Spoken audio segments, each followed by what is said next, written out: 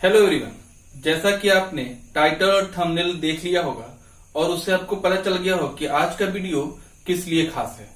तो जैसा कि आपने देखा कि नवोदय विद्यालय समिति जो है इसका एंट्रेंस एग्जामिनेशन का और फॉर्म फिलअप के लिए आपका जो है वो नोटिफिकेशन आउट हो चुका है, आ गया है आपका। तो ऐसे बच्चे जो फॉर्म फिलअप करते हैं एनवीएस नवोदय विद्यालय समिति का, तो वो 2021 का फॉर्म फिलअप स्टार्ट हो चुका है और आप कर सकते हैं। सारी डिटेल्स में लेकर आया हूं, फॉर्म कैसे फिलअप करें, बहुत सारी जानकारी आपको दिया जाएगा यहाँ, क्योंकि बहुत सारे क्वेश्चंस होते हैं बच्चों के मन में, सर फॉर्म फिलअप कैसे करें और किस तरह करें, क्या क्या डिटेल्स चाहिए, क्या पेपर होता है, क्या डॉक्यूमेंट्स लगते हैं, एज क्राइटेरिया क्या होता है, बहुत सारे क्वेश्चन होते हैं। सभी क्वेश्चंस को मैं 1 by 1 क्लेरिफाई करूंगा, लेकिन उसके लिए आपको पूरा वीडियो वॉच करना होगा। और चैनल पे नए हैं तो प्लीज आपसे रिक्वेस्ट है कि बहुत सारे नोटिफिकेशन के साथ मैं शॉर्ट ट्रिक के वीडियोस बनाता हूं और उसमें मैथ्स के शॉर्ट ट्रिक आपको बताए जाते हैं। तो प्लीज रिक्वेस्ट है कि अच्छा लगता होगा आपको वीडियो तो वीडियो को लाइक करें, अपने दोस्तों में ज्यादा से ज्यादा शेयर करें और चैनल को सब्सक्राइब करना ना भूलें। तो बिना देर किए हुए आइए वीडियो को स्टार्ट करते हैं कि एनवीएस के एग्जामिनेशन के एंट्रेंस एग्जामिनेशन 2021 का जो फॉर्म है उसके लिए क्या क्या टर्म्स एंड कंडीशंस है। सबसे पहले मैं बताऊंगा आपको फॉर्म फिलअप कैसे करना है। नेक्स्ट फीस बताऊंगा, कितने फीस लगेंगे, बच्चों का फीस क्या होगा, किस क्लास से किस क्लास के लिए कितने फीस लगते हैं, गर्ल्स का क्या है, बॉयज का क्या है, सभी कुछ बताऊंगा। साथ ही एज क्राइटेरिया क्या है, कितना एज होना चाहिए, मिनिमम मैक्सिमम क्या एज होना चाहिए। नेक्स्ट डॉक्यूमेंट्स से रिलेटेड सारे क्वेश्चंस में आपके मन में जितने डाउट होते हैं उसको भी क्लियर करूंगा कि क्या क्या डॉक्यूमेंट्स आपको देने होते हैं वेरिफिकेशन के टाइम पे। मीडियम ऑफ इंस्ट्रक्शन, मीडियम क्या होना चाहिए, क्या इंग्लिश मीडियम वाला हिंदी मीडियम में जा सकता है या हिंदी मीडियम वाले इंग्लिश मीडियम को फॉर्म भर सकते, क्या प्रोसेस है मीडियम, वो भी बताऊंगा मैं आपको डिटेल में। कोटा, किस कोटे के लिए कितना सीट रिजर्व होता है उसके बारे में भी जानकारी दूंगा। नेक्स्ट रिजर्वेशन की किस एससी के लिए क्या है, एसटी के लिए क्या है, ओबीसी वालों के लिए कितना है, जनरल के लिए कितना है, कितना सीट रिजर्व होता है किन के लिए। Next last date of application form, last date कब है एप्लीकेशन फिलअप करने का, आखिरी डेट क्या है। एग्जाम डेट, एग्जाम कब होगा आपका, क्योंकि अभी कोविड-19 चल रहा है और बहुत सारे एग्जाम्स को लेकर के कंफ्यूजन बच्चों के माइंड में भी है कि सर एग्जाम होगा इस ईयर इस सेशन में या नहीं होगा, उसके भी बारे में सभी बताऊंगा। बट उसके लिए आपको पूरा वीडियो वॉच करना होगा, तो आपसे रिक्वेस्ट है वीडियो को पूरा वॉच करें। अगर फिर भी कोई डाउट होता है एनवीएस के फॉर्म से रिलेटेड या फिर एज से रिलेटेड, किसी भी तरह के कोई भी टर्म्स आपको समझ में ना आए या कोई डाउट हो तो कमेंट सेक्शन में बिल्कुल कमेंट करेंगे। पहला क्वेश्चन, कौन फॉर्म भर सकता है। जो भी बच्चे 5th क्लास में इस टाइम पढ़ रहे हैं, 5th क्लास में जो बच्चे पढ़ रहे हैं वो फॉर्म भर सकते हैं, चाहे वो सरकारी स्कूल से पढ़ रहे हों या फिर चाहे वो प्राइवेट स्कूल से पढ़ रहे हों। अब प्राइवेट स्कूल से पढ़ रहे हैं जो बच्चे प्राइवेट स्कूल में पढ़ रहे हैं उनके लिए कुछ एक कंडीशंस हैं जो मैं आगे बताऊंगा। फिलहाल आप ये जानो कि कोई भी बच्चा अगर 5th क्लास में पढ़ रहा है तो वो नवोदय विद्यालय में 6th क्लास के लिए फॉर्म भर सकता है, एलिजिबल है। बशर्ते ये कुछ कंडीशंस हैं, आप देख लो कि 15 सितंबर 2020 से पहले उसका नामांकन यानी उसका एडमिशन जो है वो 5th क्लास में हो जाना चाहिए। ठीक है, ये आप जरूर से इंश्योर कर लेना। दूसरी चीज़ कि कोई भी कैंडिडेट किसी भी हाल में दोबारा जो है ये फॉर्म नहीं भर सकता है। वैसे ये क्वेश्चन मैंने आगे लिया हुआ था, फिर भी ये जो नोटिफिकेशन है ना, ये मैंने ऑफिशियल जो नवोदय विद्यालय समिति ने जारी किया है नोटिफिकेशन, जो प्रोस्पेक्टर, उससे ये पार्ट मैंने लिया है। तो ये आप देख सकते हो कि कोई भी कैंडिडेट दोबारा फॉर्म नहीं भर सकता है। अब फीस कितनी लगती है भाई, फीस की बात करते हैं। देखो कितने लोगों को कन्फ्यूजन होता है कि नवोदय विद्यालय फ्री है या फिर कुछ लोग बोलते हैं कि फीस भी लगती है। तो मैं एक बात क्लियर करते चलूँ, कुछ फीस लगती है, लेकिन वो कब लगती है और किन की लगती है ये आप डिटेल में जान लीजिए। देखिए किसकी फीस नहीं लगती है पहले तो आप ये जान लो। नवोदय विद्यालय में आप जानते हो कि लड़के और लड़कियां दोनों पढ़ते हैं, ठीक है, जिनमें से लड़कियों की फीस तो नहीं लगती है, चाहे वो किसी भी कैटेगरी की लड़की हो, चाहे एससी हो, एसटी हो, ओबीसी हो, जनरल कैटेगरी की लड़की हो, कोई भी लड़की हो, फीस लड़कियों की लगती ही नहीं है। एक बात क्लियर है। दूसरी बात यह है भाई, 6 से 8 तक की कोई भी फीस नहीं लगती है, चाहे वो लड़का हो या लड़की हो। फीस लगना कब से शुरू होता है? 9 से लगना फीस शुरू होता है, यानी 9th क्लास से स्टार्ट होती है फीस लगनी, और ये 12 तक फीस लगती है। और किसकी लगती है वो मैं बताऊंगा आगे। पहले आप ये जानो कि लड़कियों की फीस तो नहीं लगेगी भाई, कभी भी नहीं लगेगी। 6 से 8 तक किसी भी लड़के या लड़कियों की फीस नहीं लगेगी। SC ST अगर आप हैं तो आपकी फीस कभी भी नहीं लगेगी। BPL फैमिली के स्टूडेंट्स यानी जो बिलो पॉवर्टी लाइन के स्टूडेंट्स हैं, यानी जिनकी फैमिली इनकम जो गरीबी रेखा के नीचे आते हैं, जिनकी फैमिली इनकम कम है, तो उनकी फीस नहीं लगती है। अब इसके लिए कुछ कंडीशन है, आपको आय प्रमाण पत्र जमा करना पड़ता है। मैं आगे बताऊंगा कि वो कब जमा करना पड़ता है, आगे बताऊंगा। फिलहाल अभी आप ये जानो कि फीस किसकी लगती है। देखो, मैंने बताया कि SC ST की फीस नहीं लगती है, तो फीस लगती किसकी है? केवल जनरल और OBC कैटेगरी के बॉयज़ की फीस लगती है, लड़कियों की नहीं लगती है। बॉयज़ की फीस लगती है जनरल एंड OBC कैटेगरी की। वो भी उन्हीं लड़कों की फीस लगती है जो BPL कैटेगरी से ऊपर हैं, यानी जो बिलो पॉवर्टी लाइन नहीं, यानी जिनकी इनकम ज़्यादा है, जिनके गार्जियन की इनकम ज़्यादा है, उनकी बस फीस लगती है। ठीक है, अब इनमें देख लो आप कि जनरल एंड OBC जो इस कैटेगरी में आते हैं, बॉयज़ हैं, उनकी फीस अगर उनके गार्जियन सरकारी एम्प्लॉय हैं तो वो लगेगा 1500 रुपये प्रति महीने। और ये कब लगेगा? 9 से 12 तक। ध्यान रखो आप कि 8th तक कोई भी फीस नहीं लगेगी, चाहे कोई भी हो। 9 से 12 तक ये फीस लगती है। जो जनरल OBC के बच्चे हैं, यानी जो लड़के हैं और जिनकी फैमिली इनकम वो BPL कैटेगरी से ज़्यादा है, तो उनकी फीस लगती है। गवर्नमेंट एम्प्लॉयज़ है तो 1500 रुपये महीने लगेगा, और अगर इसके अलावा कोई और है तो 600 रुपये महीने लगेगा। अब गवर्नमेंट एम्प्लॉई भी हैं अगर, तो उसमें भी कंडीशन है। देखो क्या कंडीशन है, अरे कहाँ गया भाई, गवर्नमेंट एम्प्लॉयज़ भी हैं तो उनमें कंडीशन है कि अगर एजुकेशन अलाउंस जो है वो इससे कम उनको मिलता है, यानी 1500 रुपये से कम मिलता है, तो वो फीस मानी जाएगी। और अगर इससे ज़्यादा मिलता है तो 1500 मानी जाएगी फीस। ठीक है, तो ये फीस गवर्नमेंट एम्प्लॉयज़ और अदर्स के लिए है। आशा करता हूँ कि आपको ये फीस का स्ट्रक्चर जो है समझ में आ गया होगा। फिर भी अगर कोई डाउट हो तो कमेंट सेक्शन में मत लिखना भूलना भाई, कमेंट सेक्शन में लिख कर पूछ लीजिएगा आप, जो भी डाउट हो नवोदय विद्यालय से रिलेटेड, फीस से रिलेटेड। चलो आगे बढ़ते हैं। अगला क्वेश्चन ये है कि एज कितनी होनी चाहिए। तो नवोदय ने जो प्रोस्पेक्टस जारी किया है उसमें साफ तौर पे लिखा है कि 1/5/2008 से पहले का जन्मदिन नहीं होना चाहिए और 30/4/2012 के बाद का जन्मदिन नहीं होना चाहिए। यानी अगर कुल मिला के मैं बात करूं तो रफ टफ ये आप मान लो कि 8.5 साल से लेकर ये 12.5 साल के बच्चे लगभग फॉर्म भर सकते हैं। बट एग्जैक्ट आपको अगर पता करना है तो आप ये जन्मदिन जो है मैच कर लेना, डेट ऑफ बर्थ मैच कर लेना, वो 1/5/2008 से इसके बीच में 30/4/2012 के बीच में होनी चाहिए। आगे बढ़ते हैं अपने अगले सवाल पे, क्या प्राइवेट स्कूल से फॉर्म भरा जा सकता है? तो इसका उत्तर है हाँ जी, प्राइवेट स्कूल से फॉर्म भरा जा सकता है, बशर्ते जो स्कूल है वो गवर्नमेंट रिकॉग्नाइज्ड होना चाहिए, यानी उसको मान्यता प्राप्त होना चाहिए। आप स्कूल के प्रिंसिपल से पूछिएगा कि भाई मान्यता प्राप्त है कि नहीं है, क्योंकि कई बार लोगों के साथ धोखा हो जाता है कि लोग सोचते हैं कि भाई ये मान्यता प्राप्त स्कूल है, लेकिन होता नहीं है। तो आप एक बार कंफर्म कर लीजिएगा कि स्कूल जो है वो मान्यता प्राप्त है। अगला सवाल देखते हैं, डॉक्यूमेंट्स कौन कौन से लगेंगे। देखो डॉक्यूमेंट्स जो है ना वो 2 स्तर पर लगते हैं, यानी जब आप एप्लीकेशन फॉर्म भरने जाते हो तब लगते हैं डॉक्यूमेंट्स, और जब आपका एडमिशन होता है तब लगते हैं डॉक्यूमेंट्स। तो जब आप एप्लीकेशन फॉर्म भरोगे उस टाइम आपके जो डॉक्यूमेंट्स लगेंगे वो बहुत सिंपल से हैं भाई। फोटो लगेगा स्टूडेंट का सिग्नेचर और पेरेंट का सिग्नेचर, और एक एलिजिबिलिटी सर्टिफिकेट लग सकता है, वो जिसका फॉर्मेट मैं यहाँ पे आपको दिखा दे रहा हूँ। इस तरह का कुछ एलिजिबिलिटी सर्टिफिकेट होगा जो आपको स्कैन करके अपलोड करना होता है। ये स्कूल के जो हेडमास्टर हैं यानी प्रिंसिपल हैं उनके द्वारा फिल किया जाएगा। इसमें बहुत सारी डिटेल्स हैं जो जहां से आपको पता चलेगा।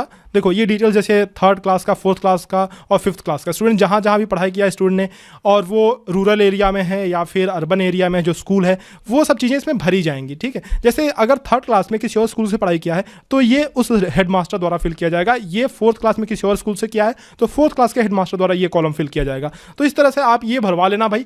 ये जो सर्टिफिकेट है ये लग सकता है, अपलोड हो सकता है अपलोड करते टाइम जब आप एप्लीकेशन का फॉर्म भरते हो। तो ये 2 सर्टिफिकेट, एक सर्टिफिकेट तो आपने जान लिया कि एलिजिबिलिटी सर्टिफिकेट क्या होता है, मैंने आपको बता भी दिया कि ये लगेगा। तो ये सर्टिफिकेट जो है आप बनवा लेना ताकि आप अपलोड कर सको एप्लीकेशन भरते टाइम। और दूसरे जो डॉक्यूमेंट्स हैं वो तब लगते हैं जब आपका एडमिशन एक्चुअल में होता है, यानी सिलेक्शन आपका हो जाता है, उसके बाद जब आप नवोदय में एडमिशन के लिए जाते हो तब ये डॉक्यूमेंट्स लगते हैं। आप कौन कौन से डॉक्यूमेंट हैं देख लो आप। Proof of date of birth, देखो अगर आपके पास डेट ऑफ बर्थ का प्रूफ नहीं है तो जो 5th क्लास की मार्कशीट है आपकी ना वही काम में आ जाती है, यानी 5th क्लास की मार्कशीट है अगर आपके पास तो काफ़ी है। Proof of eligibility as per the condition of NVS, ये जो मैंने अभी दिखाया वही फॉर्मेट रहेगा। अच्छा, अब ये जो 3rd पॉइंट है ये बड़े काम की चीज़ है। देखो अगर आपने अर्बन कोटा से फॉर्म भरा है तो कोई दिक्कत नहीं है, लेकिन अगर आपने रूरल कोटा से फॉर्म भरा है यानी ग्रामीण क्षेत्र से फॉर्म भरा है तो आपको एक ग्रामीण क्षेत्र के लिए प्रमाण पत्र की आवश्यकता पड़ती है, जो आपको बेसिक शिक्षा अधिकारी बनाकर देते हैं या फिर डिस्ट्रिक्ट लेवल का कोई भी ऑफिसर बना सकता है। तो ये सर्टिफिकेट आपको बनवाना पड़ेगा जो ये प्रूफ करेगा कि जो स्कूल है वो रूरल एरिया में है। तो ये चीज़ आपको बनवाना पड़ेगा।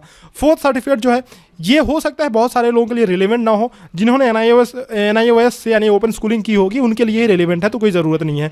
फिफ्थ सर्टिफिकेट जो है एनी अदर डॉक्यूमेंट, मतलब जो भी डॉक्यूमेंट रिक्वायर्ड होगा उस टाइम। अब देखो उसमें क्या क्या डॉक्यूमेंट्स हो सकते हैं, वो है मार्कशीट, यानी 3rd 4th 5th क्लास का मार्कशीट लगता है आपका, ठीक है। TC यानी ट्रांसफ़र सर्टिफिकेट, यानी जिस स्कूल से बच्चे ने 5th पास किया है उस वाले विद्यालय से आपको ट्रांसफ़र सर्टिफिकेट जमा करना पड़ता है।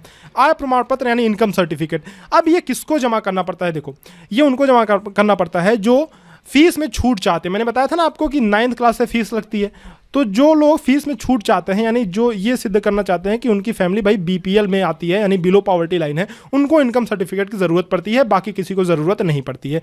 जाति प्रमाण पत्र जो है वो आपको OBC SC और ST को ही बनवाना पड़ता है, जनरल को बनवाने की ज़रूरत नहीं है। जाति सर्टिफिकेट यानी जाति प्रमाण पत्र या फिर कास्ट सर्टिफिकेट कह लीजिए।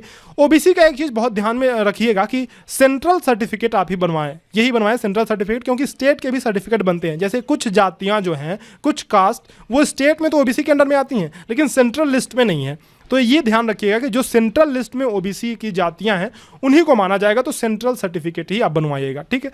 आगे चलते हैं, अगला जो आरक्षण मिलता है अगला जो प्रमाण पत्र बनवाना पड़ता है वो PWD यानी अगर आप दिव्यांग कैटेगरी से हैं तो दिव्यांग का प्रमाण पत्र बनवाना पड़ेगा। जेंडर सर्टिफिकेट आपको बनवाना पड़ेगा मेडिकल ऑफिसर से अगर आप ट्रांसजेंडर हैं तो, ठीक है। तो ये सारे सर्टिफिकेट की लिस्ट रही भाई, आप स्क्रीनशॉट ले लेना, थोड़ा मैं इसको जूम आउट कर लेता हूँ ताकि आप स्क्रीनशॉट ले लो। स्क्रीनशॉट ले लेना, बड़े काम की चीज़ है, काम आएगा। आगे चलता हूँ, आगे बात करते हैं अगले क्वेश्चन पे। क्या है भाई अगला क्वेश्चन, देखते हैं, मैंने नोट करके सब कुछ रखा है, फिर भी अगर कोई क्वेश्चन छूट जाता है तो आप कमेंट सेक्शन में जरूर लिखिएगा। नवोदय विद्यालय में किस मीडियम में पढ़ाई होती है, बहुत सारे गार्जियन को ये डाउट होता है, क्योंकि कई लोग चाहते हैं कि इंग्लिश मीडियम में पढ़ाई हो, कई लोग चाहते हैं हिंदी मीडियम में पढ़ाई हो, लेकिन नवोदय विद्यालय का सीधा सीधा गाइडेंस है भाई, सीधा साधा इंस्ट्रक्शन है कि 6 से 8 तक यानी 6 से 8 तक जो है वो हिंदी मीडियम में पढ़ाई होगी, 9 से 12 तक इंग्लिश मीडियम में पढ़ाई होगी। 9 से 12 तक की अगर मैं बात करूँ तो जो प्रोस्पेक्टस में लिखा हुआ है वो तो ये लिखा हुआ कि मैथ्स एंड साइंस यानी मैथ्स और साइंस के जो स्टूडेंट्स हैं उनकी पढ़ाई इंग्लिश मीडियम में होगी और बाकी ह्यूमैनिटी वाले सब्जेक्ट्स जो हैं, आर्ट्स वाले सब्जेक्ट्स हैं, उनकी पढ़ाई हिंदी मीडियम में होगी। पर ये वेरी करता है, रीजन टू रीजन वेरी करता है। जैसे अगर मैं 6 से 8 तक बात करूँ तो भाई ठीक है ये डॉक्यूमेंट में लिखा हुआ है, लेकिन क्या होता है ना कि नवोदय विद्यालय में जब आप जाते हो तो वो जिस भी रीजन में नवोदय होता है उस हिसाब से उस मीडियम में पढ़ाई हो जाती है। जैसे कि अब मैं मान के चलूँ अगर आप उत्तर प्रदेश के निवासी हो तो वहाँ पे हिंदी मीडियम में भी पढ़ाई हो सकती है, टीचर्स इंग्लिश भी रिकमेंड करते हैं, इंग्लिश में भी टीचर पढ़ा देते हैं तो उसमें भी पढ़ाई हो सकती है, तो उसमें कोई दिक्कत वाली बात नहीं है भाई। हिंदी इंग्लिश मिक्स ही आप समझो कि 6 से 8 तक हिंदी इंग्लिश मिक्स में पढ़ाई होती है और भाई 9 से तो परफेक्ट जो है इंग्लिश मीडियम हो ही जाता है।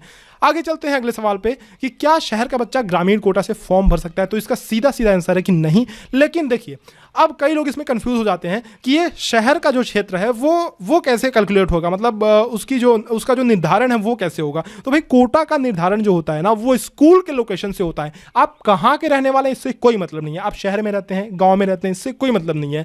ये कोटा जो है वो कहाँ का लागू होगा, स्कूल जहाँ पे है। यानी अगर आप शहर में रहते भी हैं, सपोज करो आप शहर में रहते भी हैं लेकिन आपका जो बच्चा है वो गाँव में पढ़ रहा है यानी ग्रामीण स्कूल में पढ़ रहा है, तो आप ग्रामीण कोटा से फॉर्म भर सकते हैं। तो अगर आपको ये अपॉर्चुनिटी मिल रही है तो छोड़िएगा नहीं, क्योंकि ग्रामीण कोटा के विद्यार्थियों को ना 75% का रिजर्वेशन होता है, ठीक है। तो अगर आपका बच्चा गांव में पढ़ रहा है, आप शहर में रहते भी हैं, तो आप फॉर्म भर सकते हैं, ठीक है। आगे चलते हैं अगले सवाल पे, क्या दोबारा फॉर्म भरा जा सकता है, तो भाई नहीं, इसका सीधा सीधा जवाब है दोबारा फॉर्म किसी भी हालत में आप नहीं भर सकते हैं। नवोदय विद्यालय समिति का ये बहुत स्ट्रिक्ट इंस्ट्रक्शन है। अगले सवाल पे चलते हैं, क्या 3rd 4th and 5th class में लगातार पढ़ना जरूरी है, तो हाँ भाई 3री 4थी और 5वीं क्लास में लगातार पढ़ना जरूरी है, लेकिन ये जरूरी नहीं है कि आप एक ही स्कूल से पढ़ाई करो, आप किसी भी अलग अलग स्कूल से पढ़ाई कर सकते हो, लेकिन ये है कि गैप नहीं होना चाहिए। आपका मन हुआ कि आपने 3 में पढ़ा, 4 गैप करके आप 5 में चले गए, तो ऐसा नहीं चलेगा भाई। 3, 4 और 5 रेगुलर आप किसी भी स्कूल से पढ़े हो लेकिन रेगुलर पढ़े हो, ये ज़रूरी है। अगले सवाल पे चलते हैं, आरक्षण किसको मिलता है और कितना मिलता है। देखो नवोदय विद्यालय में जो है आरक्षण की व्यवस्था है जो पूरे भारत में लागू होती है, नवोदय विद्यालय पर भी लागू होती है, लेकिन किसको और कितना मिलता है इसमें थोड़ा सा और डाइवर्सिफिकेशन मैं बताता हूं आपको। ये जो आरक्षण मिलता है वो जिले में SC ST और OBC का कितना पॉपुलेशन है उसके हिसाब से मिलता है। लेकिन एक बात ध्यान में आपको रखना चाहिए कि ये कितना भी जो आरक्षण मिले वो जो नेशनल एवरेज है उससे कम नहीं हो सकता। यानी ओबीसी को 27% से कम तो नहीं मिलेगा, एससी को 15% से कम नहीं मिलेगा, एसटी को 7.5% से कम नहीं मिलेगा। और अगर एससी एसटी की पॉपुलेशन जो है वो जिले में ज़्यादा है, अगर इनकी पॉपुलेशन ज़्यादा है तो उस हिसाब से ये दोनों मिला करके 50% तक के आरक्षण इनको मिल सकता है। यानी 15 प्लस ये 7.5, ये कितना हो रहा है, ये 22.5% हो रहा है ना, 22.5%। तो दोनों मिला के अभी तो 22.5% हो रहा है जो नेशनल एवरेज है। लेकिन अगर जिले में इनकी पॉपुलेशन ज़्यादा है तो ये ज़्यादा से ज़्यादा 50% तक जा सकता है। दोनों का मिला के मैं बात कर रहा हूँ, एससी और एसटी का मिला करके। तो ये चीज़ आप ध्यान रखिएगा भाई, आरक्षण के बारे में जानना जरूरी है अगर मिलता है तो। गर्ल्स के लिए, लड़कियों की अगर मैं बात करूं तो 33% आरक्षण इनको मिलता है। यानी आप मान के चलो कि 26 से 27 सीटें जो होती हैं वो लड़कियों के लिए आरक्षित होती हैं, ये रिजर्व होती हैं। कुल मिला के 80 सीट्स होते हैं, आपको आप सभी को पता है, जिसमें से 26-27 सीटें वो लड़कियों के लिए रिजर्व होती हैं। ग्रामीण क्षेत्र जो स्टूडेंट्स हैं उन्हें 75% आरक्षण मिलता है। यानी 80 में से जो 60 सीट्स है ना, उनको ये ग्रामीण क्षेत्र के विद्यार्थी भरते हैं। यानी ग्रामीण क्षेत्र के विद्यार्थी का एडमिशन उसमें होता है 60 सीटों पे, यानी 75% सीटों पे। बाकी अगर आप दिव्यांग कैटेगरी से हैं तो 3% आरक्षण, यानी कि 2 से 3 स्टूडेंट का सिलेक्शन दिव्यांग कैटेगरी से होता है अगर वो कोई फॉर्म भरते हैं तो। इसमें जनरली होता क्या है कि ज़्यादा लोग दिव्यांग कैटेगरी से फॉर्म भरते नहीं है, जो भरते भी उनका सिलेक्शन बहुत आसानी से हो जाता है। तो अगर आपके पास ये भाई अपॉर्चुनिटी है, अगर आप दिव्यांग कैटेगरी से हो तो जरूर नवोदय विद्यालय का फॉर्म आपको भरना ही चाहिए। आगे चलते हैं अगले सवाल पे। क्या इंग्लिश मीडियम का बच्चा हिंदी मीडियम से फॉर्म भर सकता है? तो हाँ जी, आप इंग्लिश मीडियम को हो या फिर हिंदी मीडियम के हो, कोई फर्क नहीं पड़ता। गुजराती मीडियम, तेलुगु, कोई भी मीडियम से हो, कोई फर्क नहीं पड़ता। आप किसी भी मीडियम से फॉर्म भर सकते हो और कहीं पे भी ये फॉर्म भरा जा सकता है। ट्रांसफ़र ऑफ स्टूडेंट, देखो जो ऐसे गार्जियन हैं जो सरकारी नौकरी में हैं, जिनको ये दिक्कत रहती है कि अगर मेरा ट्रांसफ़र कहीं हो गया तो मेरे बच्चे का ट्रांसफ़र होगा या नहीं होगा दूसरे नवोदय विद्यालय में, तो इसके लिए नवोदय विद्यालय ने गाइडलाइन जारी की हुई है कि अगर आप फालतू में ट्रांसफ़र करवाना चाहते हैं कि नहीं भाई कोई भी एक्सक्यूज़ दे करके कि यहाँ पे मीडियम ऑफ इंस्ट्रक्शन सही नहीं है, टीचर अच्छे नहीं है, ट्रांसफ़र करना तो नहीं होगा। लेकिन अगर आपके पास जेन्युइन रीजन है कि आपके पेरेंट्स जो हैं किसी और स्टेट में जो है सेटल हो रहे हैं, परमानेंटली सेटल हो रहे हैं, तो ट्रांसफ़र हो सकता है आपके स्टूडेंट का उस नवोदय विद्यालय में। या फिर आप सरकारी जॉब में है कहीं और, आपका ट्रांसफ़र हो गया तो आपके स्टूडेंट का जो है वो ट्रांसफ़र हो सकता है, ट्रांसफ़र किया जा सकता है। तो ये सब कारण जो है वो एंटरटेन किए जाएंगे। ठीक है, तो ये बात आपको क्लियर हो गई होगी। अब बात करते हैं, अगला सवाल जो है हमारा वो है कि नवोदय विद्यालय सिलेक्शन टेस्ट कब होगा, फॉर्म कब भरे जाने हैं, लास्ट डेट कब है। तो भाई तो इसमें क्या कहा गया है कि 2021-22 के लिए 6th का जो एग्ज़ाम होगा वो सैटरडे को होगा, 10 अप्रैल 2021 को होगा। और सारे एग्जाम एक ही फेज़ में कराए जाएंगे। इस बार आपको पता ही होगा कि फेज़ सेकेंड अभी लटका पड़ा हुआ है, यानी 2 फेज़ में एग्जाम हुआ था, लेकिन इस बार सारे एग्जाम एक ही फेज़ में कराए जाएंगे। और 30 नवंबर 2020 ये आखिरी तारीख है फॉर्म भरने की।